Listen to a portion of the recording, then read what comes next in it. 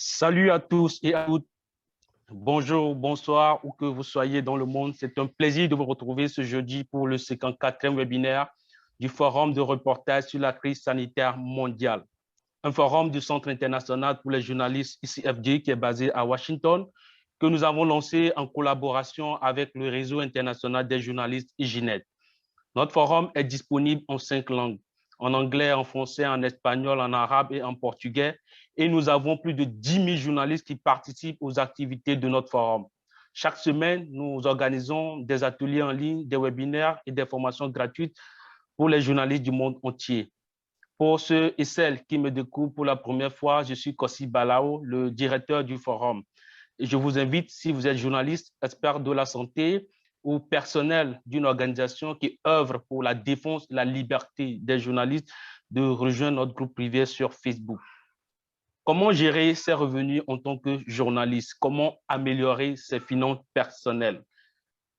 Comment développer de bonnes habitudes financières? Comment équilibrer ses entrées et ses sorties de manière efficace? Bref, comment éviter de dilapider ses revenus en tant que journaliste? C'est le thème de ce webinaire. Et pour en discuter, j'accueille avec un immense plaisir Madame Élodie Hervé, qui est avec nous pour vous livrer les meilleures recettes et les conseils indispensables pour maîtriser vos finances. Bonjour Madame Élodie. Bonjour. Madame Élodie Hervé est journaliste indépendante, diplômée de l'École supérieure de journalisme de Lille. Elle travaille depuis 2015 sur les questions de santé, de discrimination, de banlieue et de migration. Elle est membre du collectif TUPIGE. Elle collabore avec plusieurs médias, notamment Mediapart, Numérama, 20 minutes, LCI, LC1, LCI, l'APM News ou encore Chute, en print comme en vidéo. Madame Élodie, merci d'avoir accepté notre invitation pour partager des ressources utiles avec les confrères francophones et consorts du monde entier. Merci à vous pour l'invitation. Si vous nous suivez directement via l'application Zoom, vous pouvez nous soumettre vos questions dans la boîte de chat qui est juste en bas de votre écran, puisque ce webinaire se veut interactif, mais pour ceux et celles d'entre vous qui nous suivent en direct sur Facebook, vous pouvez poser vos questions dans les commentaires sous la vidéo. La modératrice du forum me fera parvenir vos questions. Ma première question, Madame Hervé.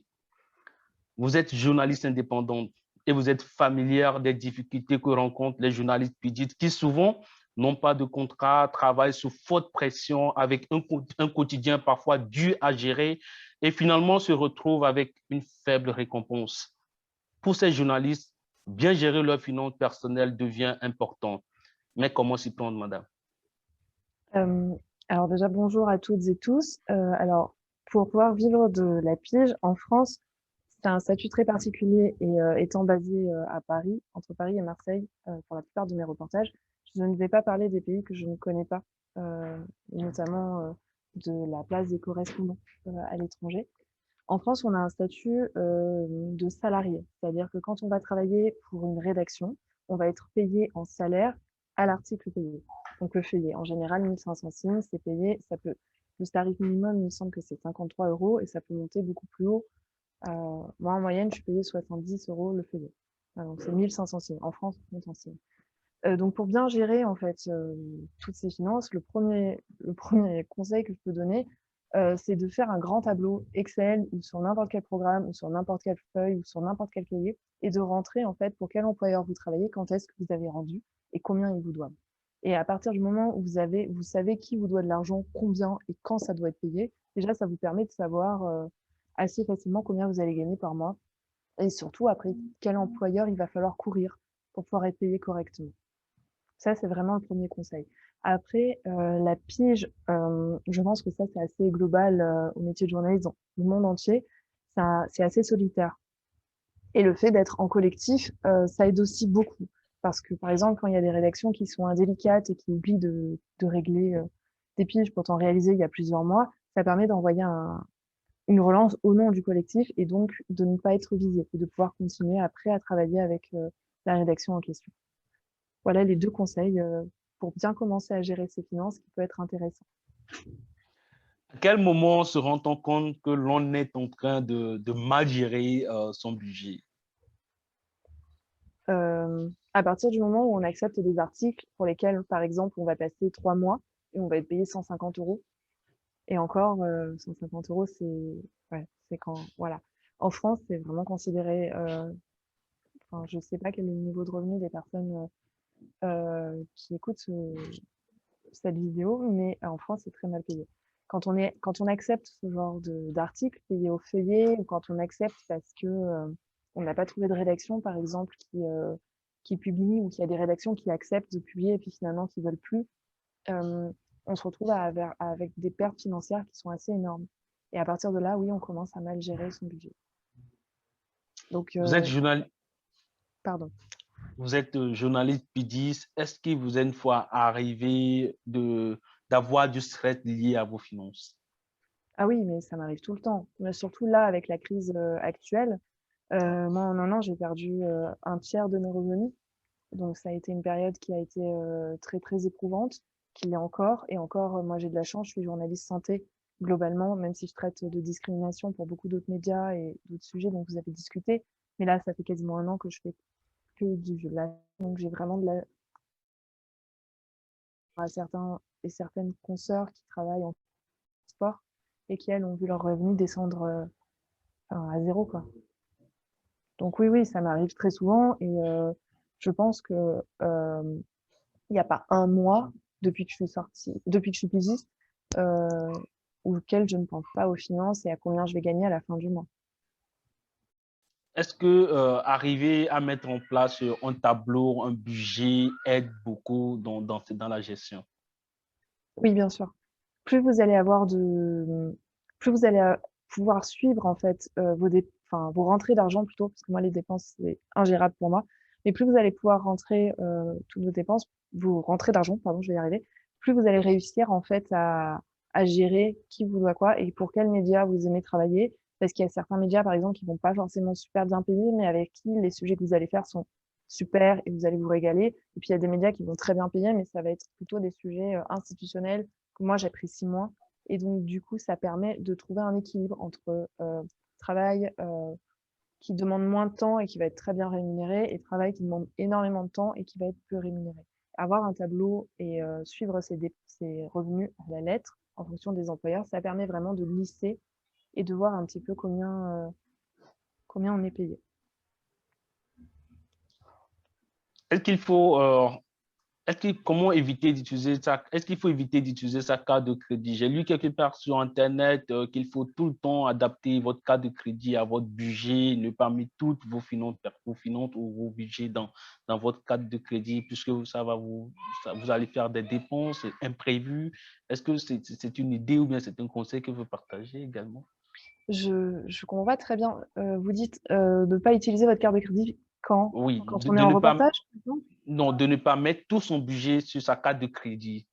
Ah, alors, encore une fois, je connais pas tous les systèmes monétaires dans tous les pays. En France, nous, on fonctionne beaucoup avec des cartes bancaires, mais qui sont reliées à des comptes bancaires. Et donc, en fait, même si vous pouvez pas mettre, même si vous avez des cartes qui vous permettent de mettre de l'argent dessus, vous avez un compte bancaire sur lequel, en général, la plupart des gens mettent la totalité de leur argent. Et il y a une question qui nous est revenue lorsque nous préparons ce webinaire et beaucoup demandent comment arriver à équilibrer ces entrées et sorties, surtout pour un journaliste PIDIS. Ben, en fait, vous allez pouvoir, en fait, le premier truc à trouver, c'est l'équilibre. C'est-à-dire, plus vous allez avoir des piges, enfin, des missions, des piges qui vous permettent de vivre, plus vous allez pouvoir vous amuser et faire du journalisme comme vous le souhaitez. Donc, le premier truc pour équilibrer, c'est de savoir combien vous allez gagner par mois. Et en général, moi, je lisse sur un an pour savoir en moyenne combien je gagne par mois. Ça me permet, par exemple, de savoir sur un an combien je vais gagner globalement. Et donc de pouvoir me dire, bon, bah voilà, là, j'ai besoin de travailler tant de jours par mois pour pouvoir payer mon loyer. Là, j'ai besoin de travailler tant de jours par mois pour pouvoir bah, payer les factures. Et donc, si je veux partir en vacances, il va falloir que je travaille 3 semaines en plus, globalement. Voilà, c'est comme En, ça que gé- moi, je fonctionne. en général, pour les journalistes PIDIS en France, vous travaillez combien de jours par mois? Alors en ce moment, c'est ingérable. Je vais pas vous mentir. Là, depuis le début de la crise sanitaire, donc depuis mars 2020, j'ai pas pris de vacances. J'ai fait que bosser. Que bosser pendant le premier confinement, j'ai travaillé comme une dingue. Après, j'ai quasiment plus du tout bossé. Donc c'est en dents de scie. Et là, depuis un mois, je travaille comme une dingue à nouveau, alors que j'ai quasiment pas travaillé il y a 2 mois. Donc c'est très compliqué de savoir comment on travaille. En tout cas, c'est sûr que, enfin là, je peux même pas calculer. En ce moment, je me réveille à 5 heures parce que je fais une revue de presse le matin. Après, j'enchaîne sur ma journée de reportage pige. Et là, je termine aux alentours de 20 heures en ce moment. Donc ça me fait de très très grosses journées. Et donc sur 6 jours, je sais même, enfin oui, je dois être à 60 heures quoi, pour la faire. La grosse peut-être, ça doit être ça, ouais, 60 heures. Cette crise sanitaire a vraiment impacté les médias. Il y a eu des licenciements, des médias qui ont carrément fermé les portes à cause des difficultés financières. Et pour les PIDI, c'est clair que la situation est invivable. Dites-nous, comment arrivez-vous à gérer cette situation au sein de Alors votre... nous, on s'entraide beaucoup au sein du collectif Tupige. On a, par exemple, mis en place un réseau qui nous permet, quand il y a des offres d'emploi, de les partager assez facilement. Pareil pour les offres de pige, pareil pour les contacts au sein des rédactions. C'est un réseau féministe d'entraide qui permet vraiment de réussir à démarcher des rédactions qu'on n'aurait jamais pu travailler de notre côté, par exemple. Mediapart, cette année, on a rendu 2 enquêtes avec Julie Chancel, donc une de mes consoeurs, et Sophie Grison pour la première, donc au sein du collectif Tupige. Et sans en fait notre collectif, on n'aurait jamais réussi à sortir ces enquêtes-là parce que c'était énormément d'investissement pour un salaire qui ne correspondait pas à la charge de travail que l'on a pu avoir. Et donc en se montant en collectif, on a pu se soutenir, s'aider, avancer ensemble et réussir à sortir quelque chose dont on est assez fier en tout cas. C'est Je sais l'un pas des si ça, avantages, oui. oui, je sais pas si ça a répondu trop à votre question. Pardon. Dites-nous, comment, est-ce qu'il y a des applications qui facilitent la tenue d'un tableau ou d'un budget pour un journaliste PIDiste? Est-ce que vous en avez que vous pouvez recommander aux autres confrères et consoeurs qui nous suivent? Alors, à titre très personnel, moi, je recommande d'utiliser les programmes gratuits et plutôt safe en termes de gestion des données. Donc, vous avez OpenOffice qui est pas mal, et sinon n'importe quoi. Il y a Drive qui fonctionne bien, mais en termes de enfin, en termes d'accès aux données, je ne sais pas si c'est très sécurisé, surtout quand on est journaliste. Donc, j'ai pas tellement d'applications à recommander, c'est plus des tableaux. Enfin, en général, moi, j'utilise Word qui est payant, et qui est un programme, mais il y a une version gratuite qui existe en OpenOffice qui est plutôt pas mal. Et c'est un tableau que vous recommandez aux consoeurs de votre collectif ou si... Oui, alors tout à fait.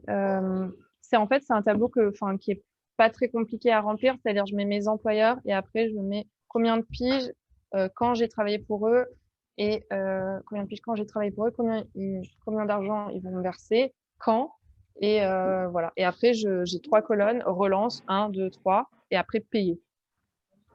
Voilà. Et ça me permet vraiment de suivre l'évolution. Et en France, en fait, on a un système de brut et de net, donc du coup à chaque fois je mets les deux. Ça me permet de suivre et surtout, je fais attention, oui, pour savoir si c'est bien payé. Et en fait, ça me permet vraiment de suivre tous les articles et de voir, de découvrir que parfois, j'avais oublié de réclamer mon dû pour telle ou telle production. Si un journaliste ou une journaliste PIDiste en France travaille en très bonne saison ou qu'elle reçoit plusieurs commandes, elle peut faire environ combien par mois? Alors ça, c'est très, très aléatoire. Je crois que le revenu moyen des journalistes pigistes en France tourne autour de 2 000 ou 3 000 euros. Franchement, je sais plus exactement.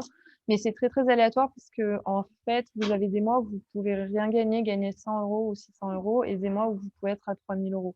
Et en fait, c'est sur un an que ça va se lisser, que vous allez pouvoir mettre de l'argent de côté pour les mois où vous n'allez pas travailler et travailler plus les mois où ça fonctionne. Mais je connais des journalistes qui gagnent très bien leur vie en étant à la pige, mais c'est pas trop mon cas encore. J'espère que ça viendra, mais pour l'instant, c'est pas trop mon cas. Moi, quand j'arrive à 2000 euros, je suis contente, mais vraiment très contente. Donc, voilà. J'espère que ce sera très prochainement le cas, peut-être Oui, après ce j'espère aussi. webinaire. Et dans ce cas, comment arriver à épargner lorsque vous avez moins de 3 000 euros par mois? Ça semble un peu compliqué.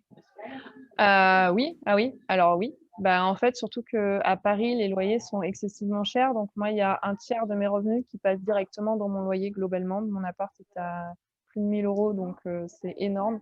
Donc, en fait, il y a vraiment des mois où c'est très compliqué, ouais. Et bah, en fait, j'épargne peu.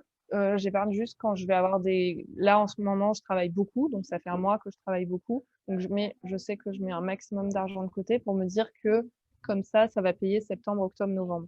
Et comme ça, c'est les 3 mois qui viennent, je vais être plus tranquille si jamais j'arrive pas à travailler. Voilà. C'est comme ça que j'épargne. Après, c'est de l'argent que je bloque pas, que je peux prendre pour justement les mois où je travaille moins.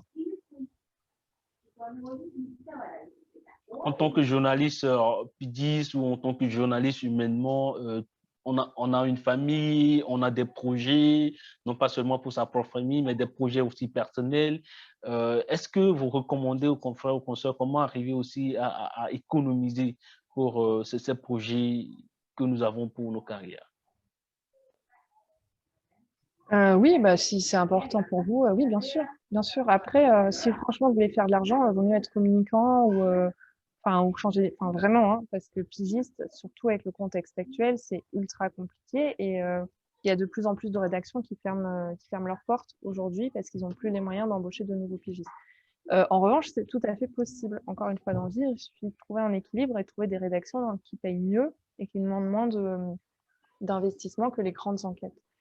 Mais oui, si ça vous tient à cœur de faire des grands projets, moi, c'est les voyages, par exemple. Donc là, je vais essayer de partir en septembre, si tout va bien. Et donc, du coup, je sais qu'il y a une partie de ce que je vais travailler là qui va servir à payer mon billet d'avion, quoi.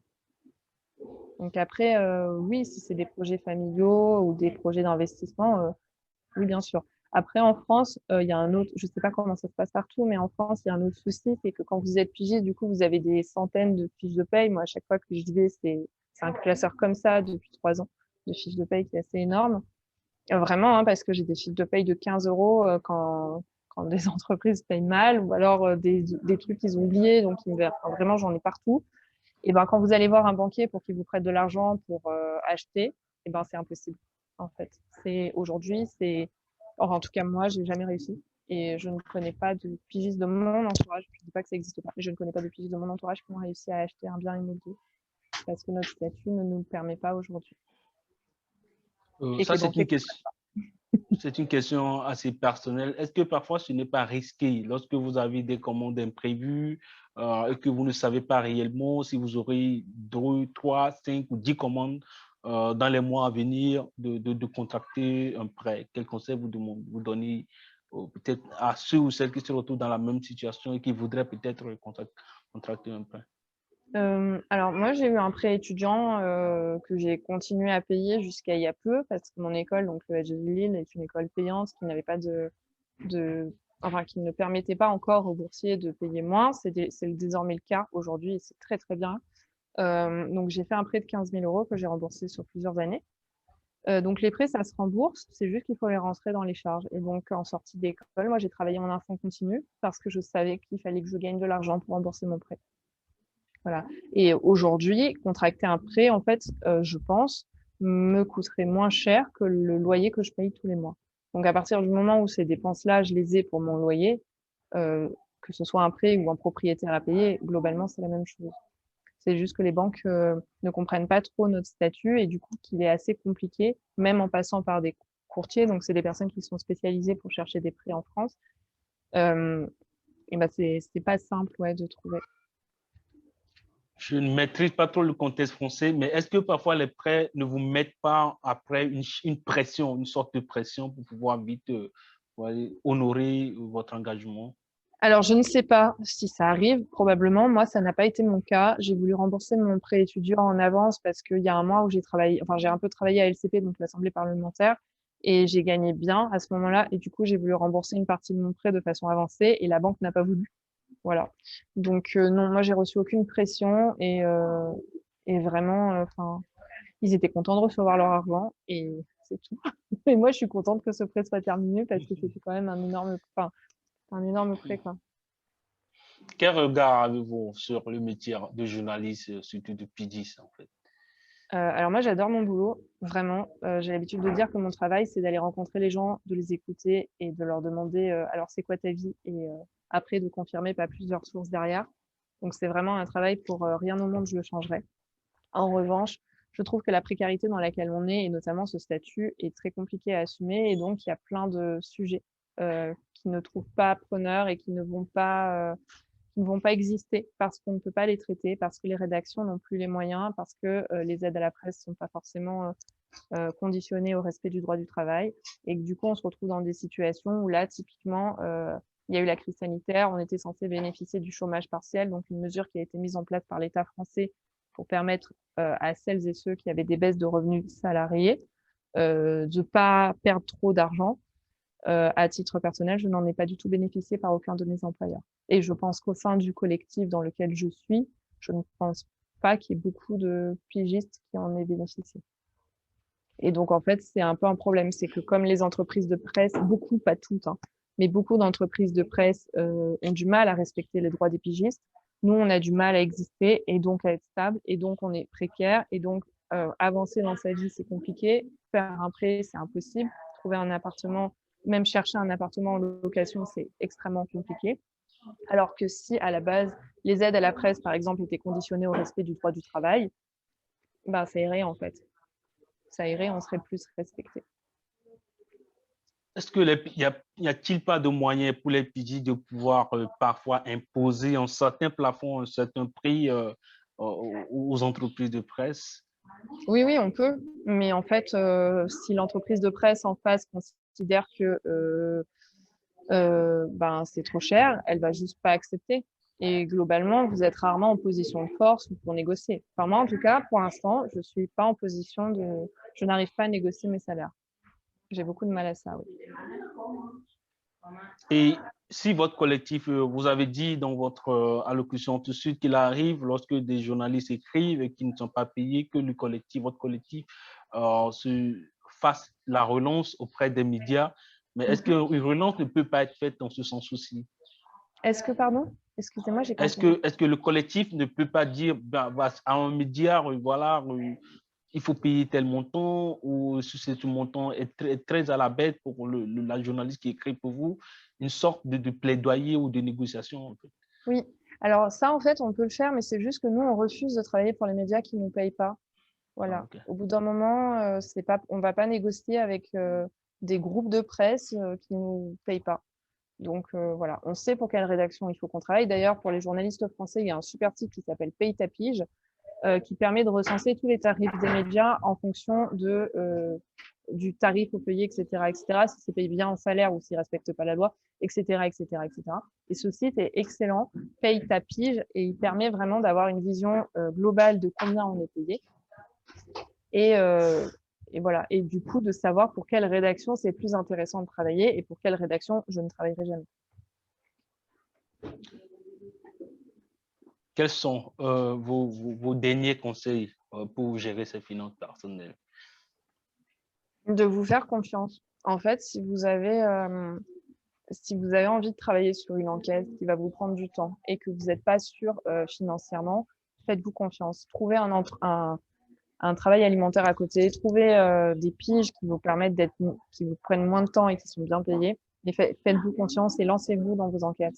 Parce que, en fait, même si on gagne pas forcément